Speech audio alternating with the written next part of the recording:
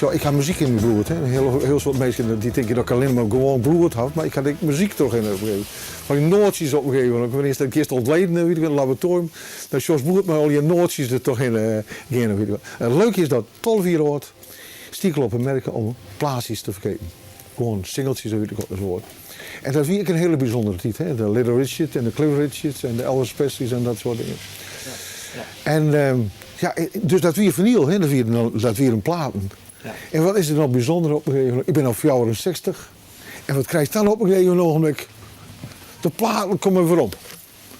Nou, het is toch een wonder om het zo maar te zeggen. Op een gegeven ogenblik dat ik in dit stik van mijn lippen op een gegeven ogenblik dat ik weer mijn vinyl bezig mee wezen. Ja. En wat Jos dan door zijn vol met platen, het is net voor te stellen. Weet ik wat. En al die jongeren die in die platen omklauwen en weet ik wat. Nou, ik vind het zelf wel prachtig. Maar doe hier stik nou een vraag. Ja. Okay. Ken je misschien een plaat Jerrelid? Dit is bit hard. Beetje bluesjachtig en weet ik wat. Nou is het net zo dat we alleen maar blues verkepen hier.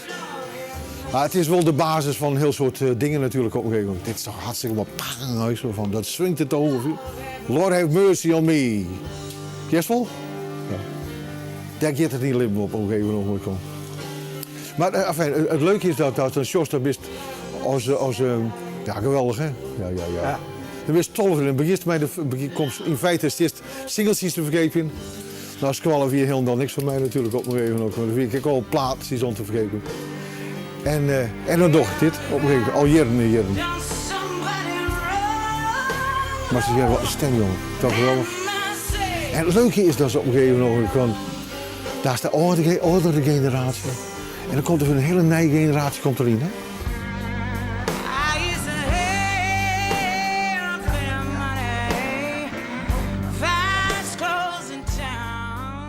Zij komt er altijd in met haar mem op een gegeven ogenblik. Ja. En dan Jos, iedere plaat, dat is het mooie van deze mensen. Iedere plaat die houden ze dan op een gegeven moment, sta even niet naar hoorn. En weet ik wat, de Jos eventjes zo. Zo, dat is het allermooiste. Zo, ik ga niks aan klonten die staat door, hè. Zo, daar binnen klonten, zo. Zo, dit binnen gasten, hè. De plaat, die pakt binnen en zo. Dan Jos even hoe de plaat eruit zocht, dat de goede binnen, hoe zo in zit en zo. Nou, daar gaat het gewoon niet. Daar gaat het gewoon om het zo maar te zeggen. Zo, mij eerbied een plaat aanpakken. Zo, het is een ceremonie. Hè? Wanneer een plaat pakt op een gegeven moment, dan door het ding weer te hoes op een gegeven moment, dan hoort zo vast. Maar leefde, het is een beetje seksueel, hoort zo vast op plaat. Dan zet hem op een draaitafel en weet ik wat. Dan zet de 0 erop, voorzichtig en weet ik wat. En dan komt er ineens een prachtig loer komt eruit.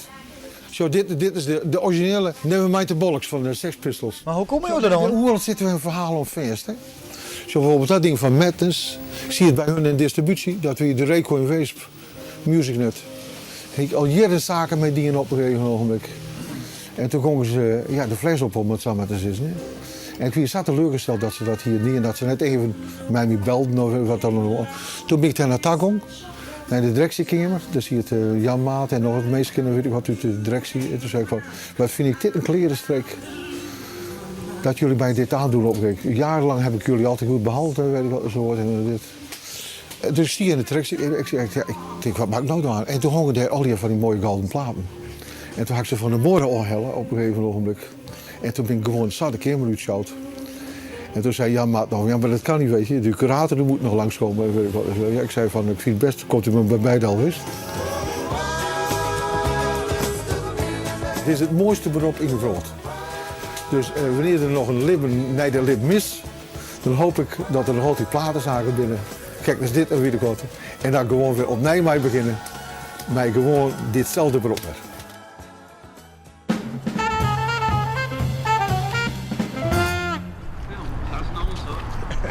Goeie.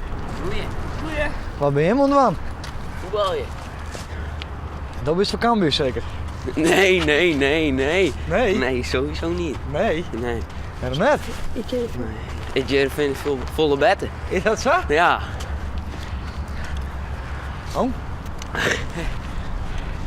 Dus je mag wel graag even voetballen, maar je hebt er net vol of snel van, jij wel. Jawel. Ja.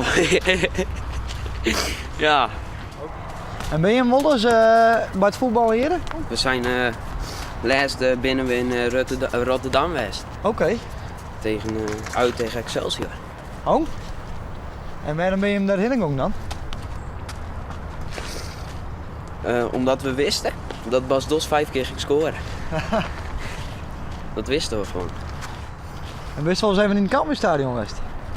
Nee. Nee. Ja, dan maakt dat ik eens even moeten, toch? Of, Nee. Nee? Nee. Ja, alleen als het Cambuur Heerenveen is. Oh ja. En dan scoort Das net 4 keer. 6 keer. En een player is toch niet Suske Wolles net?